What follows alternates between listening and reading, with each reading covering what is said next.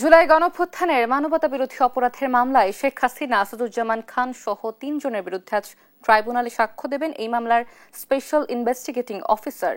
আরো জানাতে আমাদের সঙ্গে সরাসরি যুক্ত হচ্ছেন আমাদের সহকর্মী সাবরিনা মজুমদার।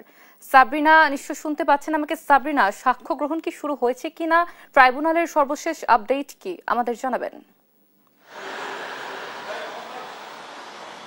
অতসী, মানবতা বিরোধী অপরাধের মামলায় শেখ হাসিনা সহ ৩ জনের বিরুদ্ধে কিন্তু সাক্ষ্য গ্রহণ আসলে অনেক দিন ধরেই আসলে চলছে এবং সেখানে কিন্তু আজকে ৫২তম সাক্ষী হিসেবে আজকে আন্তর্জাতিক অপরাধ ট্রাইব্যুনালে আসলে সাক্ষ্য দিবেন। তিনি হচ্ছেন প্রসিকিউশনের পক্ষ থেকে স্পেশাল ইনভেস্টিগেশন অফিসার এবং প্রসিকিউটর তানভীর হাসান জোহা, এবং তিনি কালকে সন্ধ্যার দিকে আসলে প্রসিকিউটর গাজী এমিশ তামিম কিন্তু আমাদেরকে জানিয়েছেন যে এই যে ৫২তম সাক্ষী হিসেবে আজকে যে সাক্ষ্য দেবে সেটিও কিন্তু আসলে সরাসরি সম্প্রচার করা হবে, বিভিন্ন বিডিবি থেকে সরাসরি সম্প্রচার করা হবে এবং সেটির মাধ্যমে আসলে আমাদের বিভিন্ন গণমাধ্যমের থেকেও কিন্তু আসলে সরাসরি সম্প্রচার করা হবে। সেখানে আসলে আজকে তানভীর হাসান জোহা এই যে শেখ হাসিনার যে মামলা, সেই মামলায় আসলে যে যে এভিডেন্স আসলে পাওয়া গেছে, যে যে আলামত আসলে পাওয়া গেছে, সেগুলো আসলে কিভাবে পরীক্ষা নিরীক্ষা করেছে এবং সেগুলো আসলে কিভাবে আসলে মিলে সেগুলোই আসলে ট্রাইব্যুনালে পেশ করবেন। যেমন কি কালকেও কিন্তু আসলে শেখ হাসিনার সাথে আসলে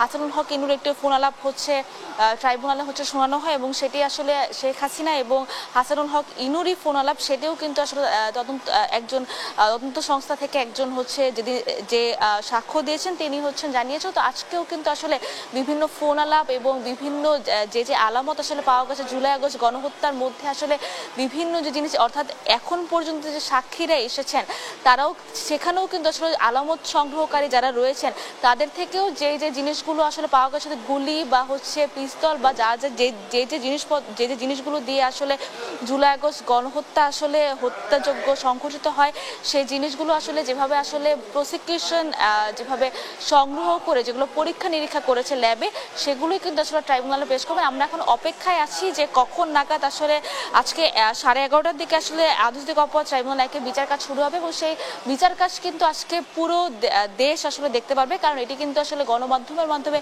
বিটিভি মাধ্যমে আসলে সরাসরি সম্প্রচার করবে। এছাড়া আন্তর্জাতিক অপরাধ ট্রাইব্যুনালের যে ফেসবুক পেজ, সেখানেও কিন্তু আসলে সম্প্রচার করা হবে এবং সেখানে কিন্তু তার মানে এই যে পুরোপুরি আসলে যে ডকুমেন্ট, এটির মধ্যে সব থেকে আগ্রহের জিনিস সেটি যে ফোনালাপ আসলে ফাঁস হয়েছে। কারণ আমরা যদি দেখতে পারি সেটি যে শেখ হাসিনার সাথে যতজনের আসলে ফোনালাপ হয়েছে, সেখানে কিন্তু শেখ হাসিনা আসলে কিন্তু এই যে গণহত্যায় যে নির্দেশদাতা হিসেবে বিভিন্ন ফোনালাপে আসলে ফাঁস হয়েছে, সেখানে কিন্তু তিনি নির্দেশ দিয়েছেন যে গুলি চালানোর বা বিভিন্ন যে পিস্তল গুলি সেগুলো চালানোর, কিন্তু হেলিকপ্টার থেকে গুলি সেগুলোরও কিন্তু আসলে নির্দেশ দিয়েছেন শেখ হাসিনা। এবং সেখানে কিন্তু বিভিন্ন মন্ত্রী পর্যায়ে যারা ছিলেন তারাও কিন্তু আসলে তার সাথে আসলে সহমত ছিলেন।